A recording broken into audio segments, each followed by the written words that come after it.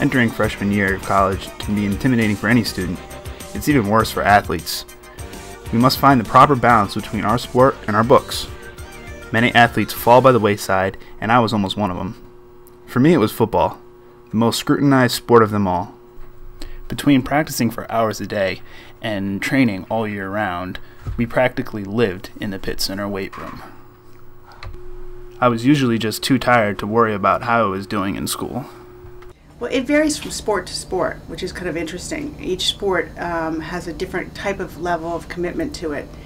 Where in football, they'll spend hours and hours and hours and hours breaking down film, talking about different team strategy, memorizing plays. It's a high impact, high injury sport, so everything gets turned around very quickly and they have to kind of reevaluate and start again.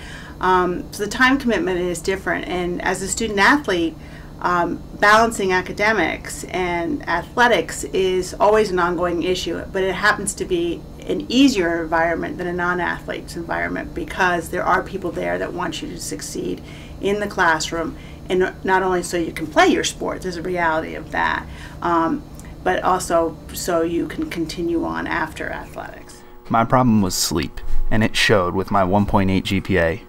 I would sleep whenever and wherever I could. If you came to campus and thought you saw a bum, it was probably me sleeping. Class was a favorite nap time of mine. So was the library or anywhere else I could get comfortable. But I wasn't going to be skating by like I did in high school. Student athletes come in, especially at the Division I level, when they're high-end athletes and they've typically been the captains of their teams at the high school level, the superstars.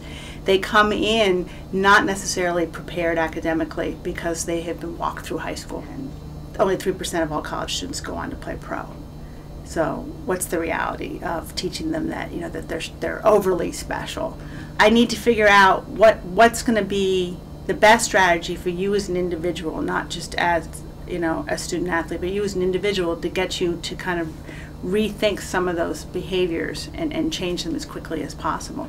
I've come a long way since the days of freshman year and sleeping through class and failing classes and having to take those classes over again. It was not an easy road that I've taken.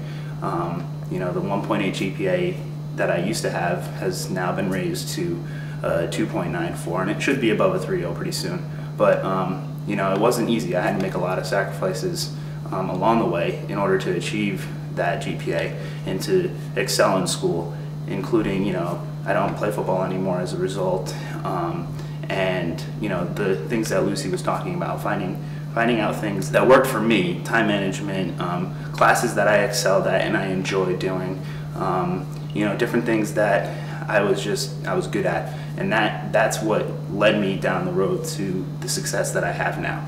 And so I'm very proud of where I've come from, and being an athlete and struggling between the two, and trying to manage both.